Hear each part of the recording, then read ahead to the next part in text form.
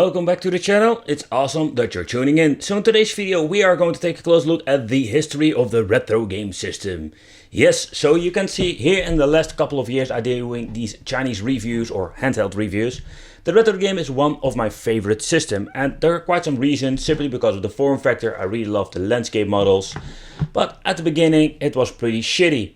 And I just want to take you more like this comparison in combination with an, let's say, a little bit flashback and what kind of version we're having out there, so you know if you're interested in a retro game which product you need to get, because there are quite some different versions out there, and I can tell you, don't buy the shitty one because you will be disappointed.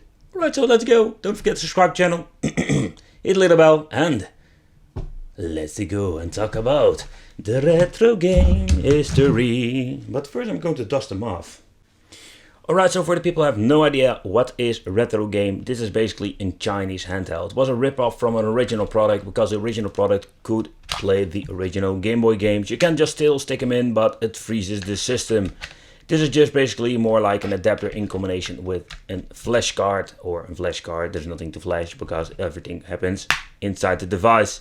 So again, it's more like an adapter. As you can see, there is nothing in it like a PCB board and CF slot. So we just want to point it out, because I'm saying it wrong the first time.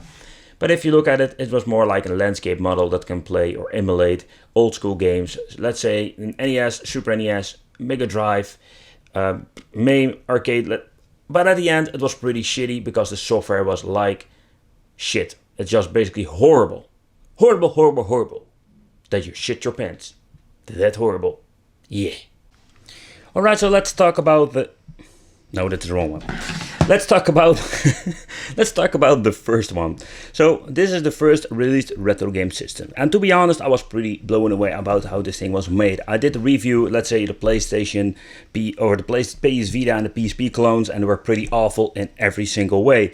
But this thing, the casing looks very durable, and yeah, beside the point that this was basically a fake GBA slot, it was a little bit disappointed. But the screen itself, yeah, what you can see, it's just a basic LCD inside. So that was the best thing what we're going to get 3 years ago. But what it can do is very simple. We're having the menu over here. As you can see, there isn't quite a big delay in it. Very horrible. We had quite some different platforms where we're supported, but they were running all very awful. So I'm going to give you a small example with Mega Drive. Can I crank up the volume with the thing? But you can already hear it.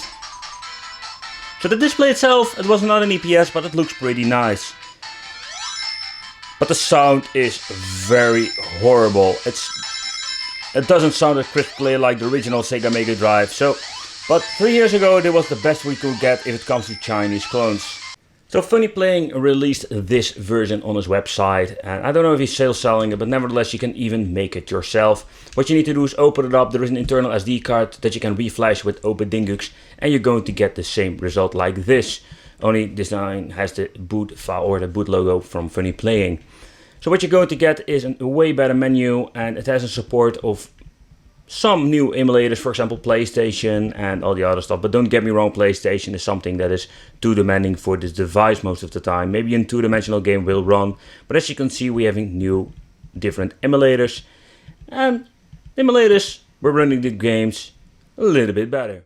And there was also a new addition to the opendingux scene, that we can play our old school DOS games.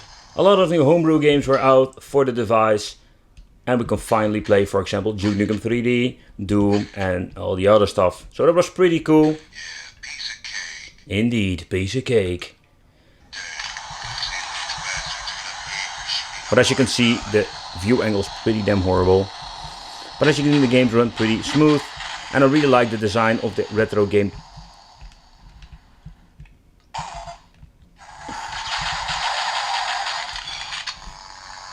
And the sound is not bad. So then they listened to the community, or they were thinking, you know what, we're going to do a retro game system with an analog stick, because people were requesting it and it looks kind of cool.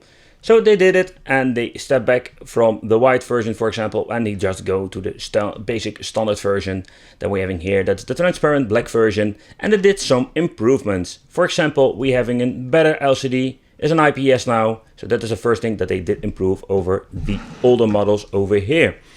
But they basically messed it up. Yep, because they messed it up. They just need to mess something up.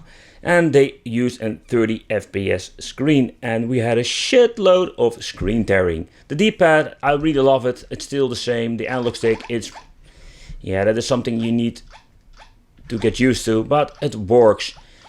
Yeah, it still uses the old school menu like the first model. So that was not really a big improvement. We still had the same support for games, and let's test some out. And I hope you can hear it. Horrible sound quality because of the old school software. So basically what they did, they grabbed the old firmware from the first release, slapped in 30 FPS IPS screen in this thing. So they messed it up big time. The sound is horrible and it looks like shit.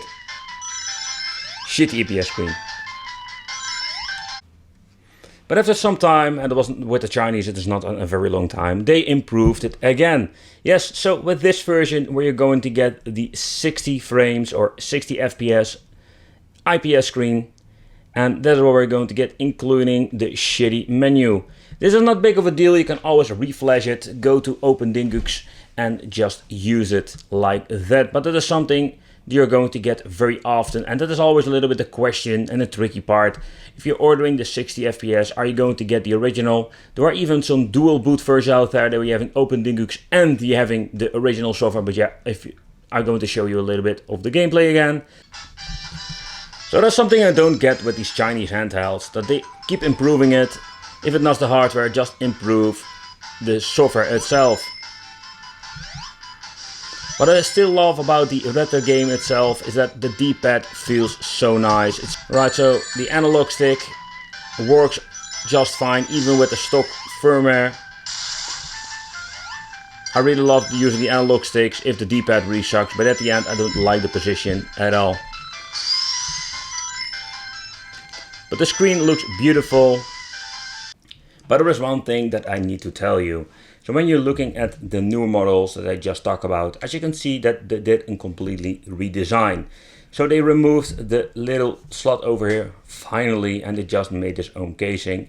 We're having the new battery here, and when you remove it you can very easily reach the SD card. So this thing is very easy to reflash and tear down. So that is also a very big positive thing. So that brings us to, lay over there. That brings us to this version, and this is the limited edition retro game 2-year anniversary.